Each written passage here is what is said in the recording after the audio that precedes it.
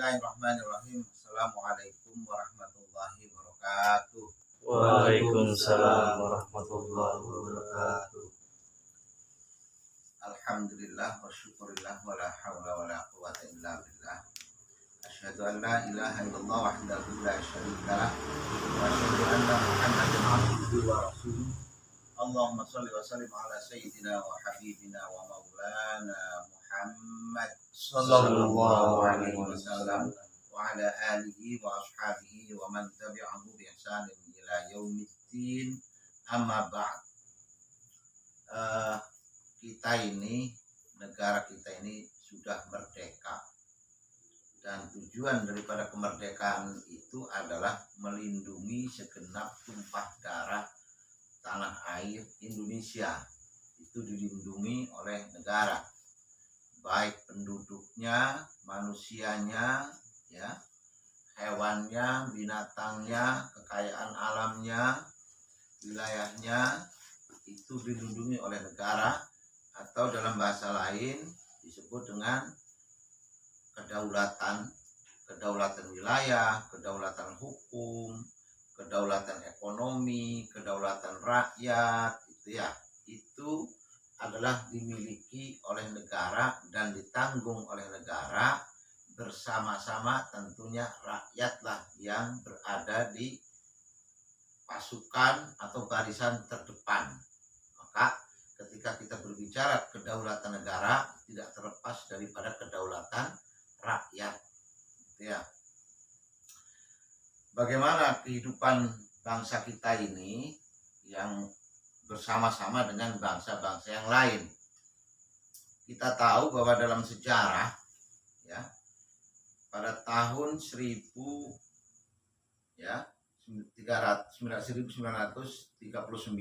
sampai dengan tanggal 2 September 1945, ya, 1 September sampai 1 September 1939 sampai dengan 2 September 1945 tercatat dalam sejarah terjadi Perang Dunia Kedua. Perang Dunia Kedua ini antara sekutu, ya, Amerika dengan sekutu, kemudian Jepang dan negara-negara lainnya, terjadi pertempuran, perebutan, ya, unjuk kekuatan. Ini perangnya jauh di luar tanah air kita, jauh di luar wilayah negara kita, jauh di luar dari bumi Nusantara, jauh dari Cilegon. Tapi karena pada waktu itu negara kita ini sedang diduduki oleh Belanda, perang tersebut bukan hanya di wilayah tanah Eropa di sana, di negara-negara luar sana, ya, tetapi juga masuk ke wilayah kita, seperti terjadi pertempuran di Selat Sunda atau di Laut Jawa. Ini terjadi, itu tepatnya pada tanggal 28 bulan Februari sampai tanggal 2 Maret tahun 1942. Jadi jelas bahwa Perang Dunia ini berpengaruh juga pada tanah air kita pada waktu itu, dan itu sampai sekarang kita rasakan. Jadi seakan-akan negara kita ini yang dulu dijajah oleh Belanda, kemudian ketika terjadi pertempuran dalam Perang Dunia Kedua itu dan Jepang muncul sebagai pemenang dan Belanda yang masuk dalam sekutu Amerika kalah, ya. Nah, ini jadi seakan-akan Indonesia ini adalah daerah jajahan Belanda, ya. Jadi makanya banyak orang mengatakan bahwa kita ini dijajah oleh Belanda selama 350 tahun atau 3 abad setengah. Karena Belanda itu masuk ke Indonesia ini tahun 1500, tanggal 27 bulan April, 27 bulan April kalau nggak salah, masuk ke Indonesia, masuk ke Nusantara ini, masuk ke Banten, masuk ke Cilegon, itu pada tanggal 27 April tahun 1596 masuk. sampai tahun 1942, dan pada tahun 1948 Belanda itu balik lagi dengan agresi militer itu, datang lagi ke Indonesia, karena waktu itu sudah merdeka, 40 tahun sudah merdeka kita. Jadi kenapa ada pengaruhnya terhadap pertumbuhan dan perkembangan bagi negara kita akibat Perang Dunia tadi itu? Bahkan pada tahun 1947 setelah merdeka, tahun 1947 sampai dengan tanggal 3 Desember tahun 1989 itu terjadi perang dingin antara bangsa Eropa atau negara-negara Eropa dengan Amerika, yang pada waktu itu Uni Soviet dengan sekutunya dan Amerika Serikat dengan sekutunya. Perang dingin itu bukan perang militer, tapi perang pengaruh ideologi, ya, antara ideologi liberal dengan ideologi komunis pada waktu itu. Dan yang muncul sebagai pemenang adalah Amerika pada waktu itu muncul sebagai pemenang dalam perang ideologi itu.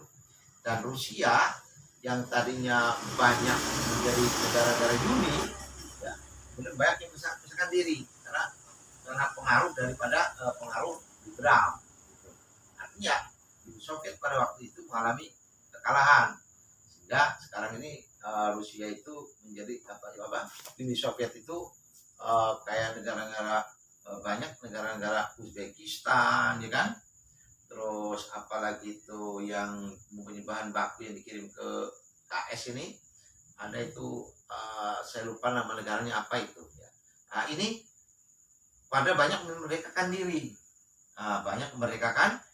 melepaskan dari Uni Soviet. Mereka memerdekakan diri, terutama yang beragama Islam, yang Muslim, mereka memerdekakan diri dan mendirikan negara, itu ya. Nah, ini merupakan kepentingan Amerika Serikat. Apakah ini juga pengaruh pada Indonesia? Tentu berpengaruh, ya. Begini ceritanya, pada tahun 1956 itu adalah masih dalam keadaan terjadi pertempuran atau perang dingin, perang pengaruh itu.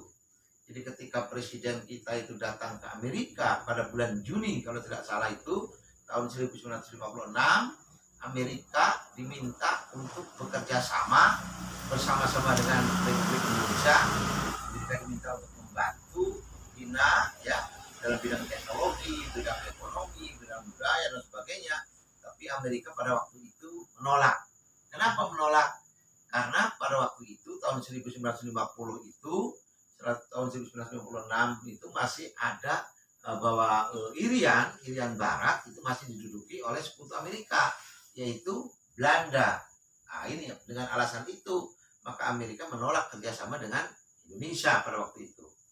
Akhirnya Indonesia pada waktu itu tidak mendapatkan dukungan dari Amerika, tapi kemudian balik lagi ke Republik Indonesia, ke negara, ya, presiden dengan rombongan itu balik ke Indonesia. Kemudian pada bulan berikutnya, bulan September, berangkat lagi ke Uni Soviet. Nah, di Uni Soviet mendapatkan penerimaan, diterima dengan baik dan diberi bantuan oleh Uni Soviet, tepatnya pada tanggal 14 September tahun 1956. Kita tahu bahwa pada waktu itu sedang terjadi perang dingin, perang pengaruh, perang ideologi antara Amerika dan negara-negara Amerika, negara-negara liberal dengan negara komunis, ya, negara-negara komunis atau negara-negara sosialis, yang terjadi pertempuran itu. Nah, ketika Indonesia itu datang ke Uni Soviet atau ke negara-negara Rusia, maka Uni Soviet atau Rusia memberikan bantuan ke Indonesia. Artinya Amerika melihat bahwa Indonesia ini masuk ke dalam sekutu atau masuk ke dalam rombongan pasukan ke masuk ke golongan Rusia di Uni Soviet pada waktu itu. Nah, dibantulah oleh Uni Soviet tuh, sehingga dari bantuan itu kemudian negara kita salah satunya adalah bantuannya itu membangun pabrik baja Trikora. Itu pada tahun 1962.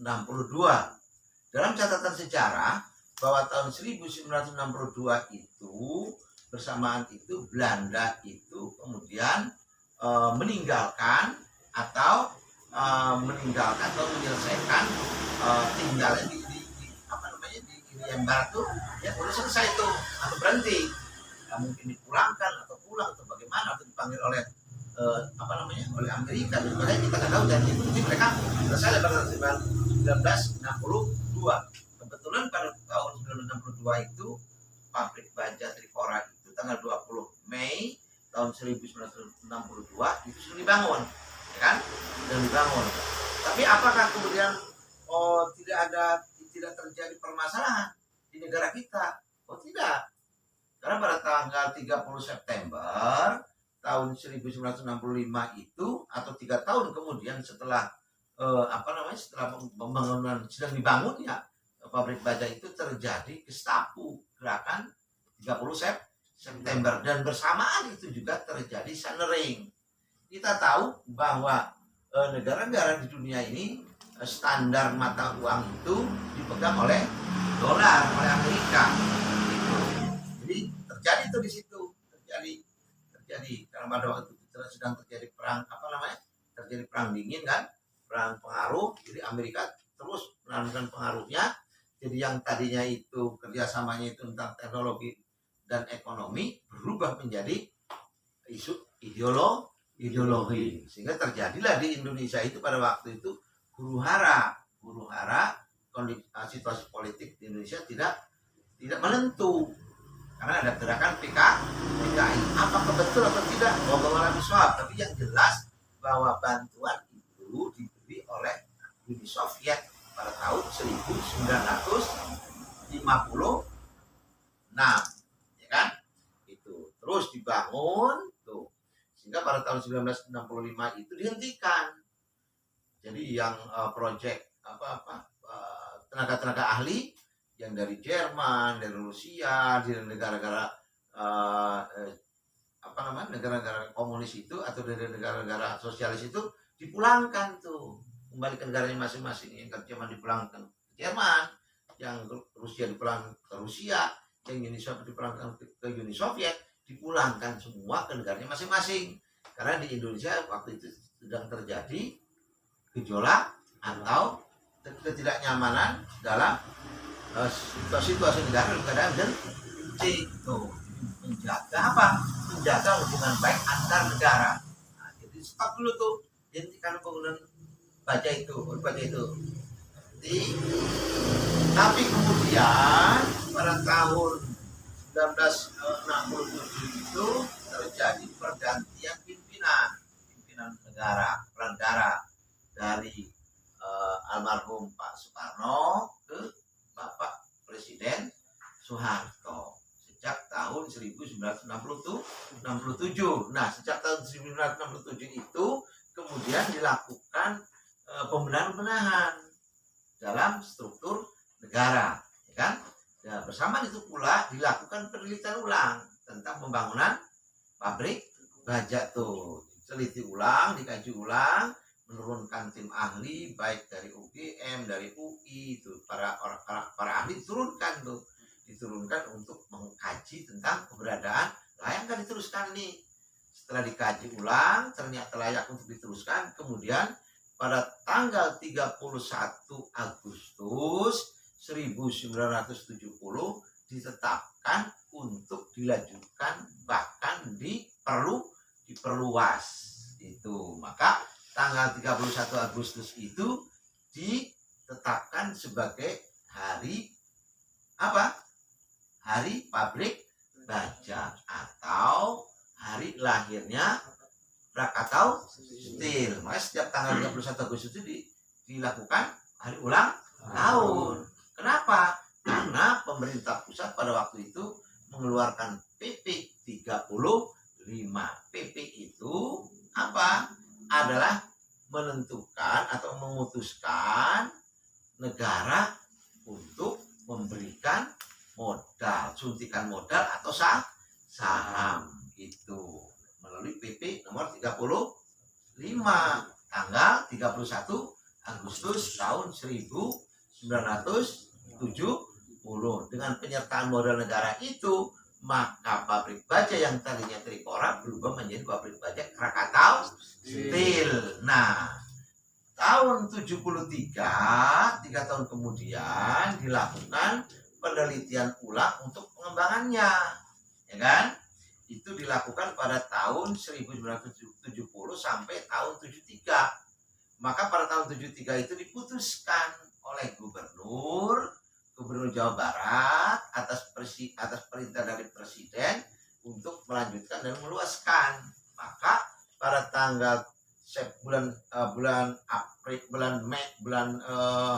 bulan Maret ya, pada tanggal 7 Maret itu Gubernur Jawa Barat membuat surat keputusan untuk pembentukan tim.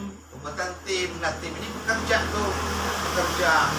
meneliti lahan apa saja, kampung mana saja, wilayah mana saja yang akan dibebaskan untuk perluasan pabrik baja. Maka ditetapkanlah 20 wilayah desa untuk perluasan pabrik baja dan untuk pemindahan penduduk tuh. Nah, 11 wilayah desa diantaranya itu untuk perluasan pabrik baja. Itu berada di wilayah Kecamatan Pulau Merak pada waktu itu. Kecamatan Pulau Merak, terus Podanaan Cilegon tuh. Nah, itu yang dibebaskan untuk kepentingan apa? Perluasan pabrik baja. Sementara yang 11 wilayah desa itu, yang 9 wilayah desa kemudian itu dibebaskan juga lahan pertaniannya untuk apa? Untuk penempatan atau pemindahan penduduk dari yang dibebaskan dari pabrik baja ini. Yang kemudian di pabrik baja itu dipindahkan kemana? Ke wilayah 9 wilayah desa yang disebut resettlement, yaitu blok A, B, C, D, E, F, G, H, I, dan J. Itu adalah wilayah resettlement yang kita sampai blok J, sampai ada di sana tuh kantor depan, ada lapangan apa tuh, lapangan bola apa di sana itu adalah wilayah resettlement. Itu 9 wilayah desa itu. Di antaranya di sini disebutkan Desa Ramanuju, Desa Taman Baru, Desa Ramanuju, Desa Ketilang, Desa Ciwadus, Desa Karangasem, Bendungan, Jombang, dan Sigit. Itu resettlement. Sedangkan kampung-kampung yang dipindahkan ke sini itu di sini adalah antara lain ya. Di sini ada 45-an lebih nih yang saya tulis nih, antara lain Citangkil,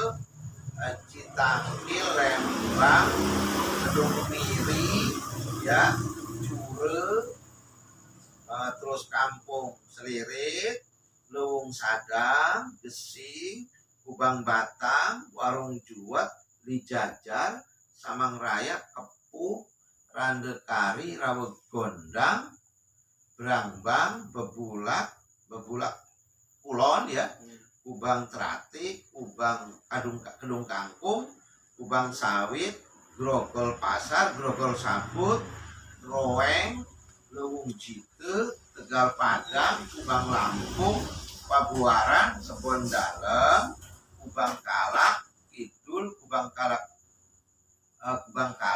Kubang Wates, Serdang, Ciruas, Ampian, Kubang Pure, terus Kubang Batang tadi ya, dan Kampung Kirian. Ini kampung-kampung ini yang dipindahkan oleh pabrik baja ke wilayah resettlement. Nah, ini yang tadinya masyarakatnya atau penduduknya petani dan nelayan itu hilang lahan pertaniannya.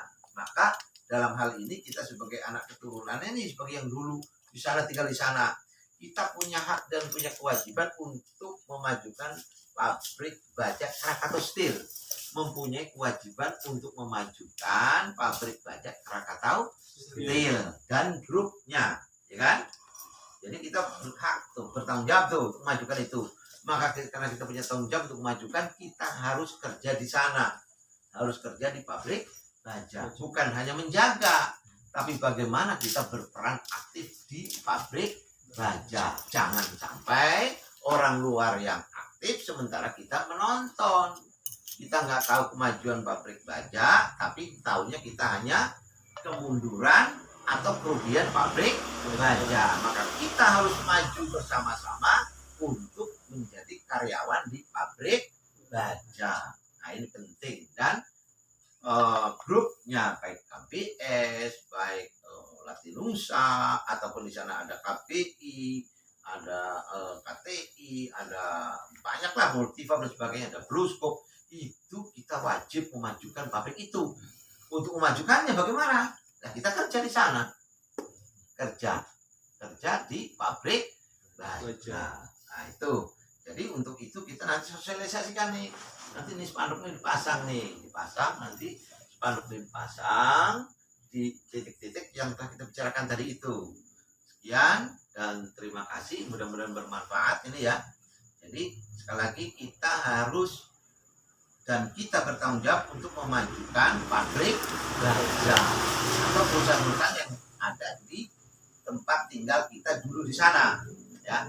Sekian, terima kasih. Assalamualaikum warahmatullahi wabarakatuh.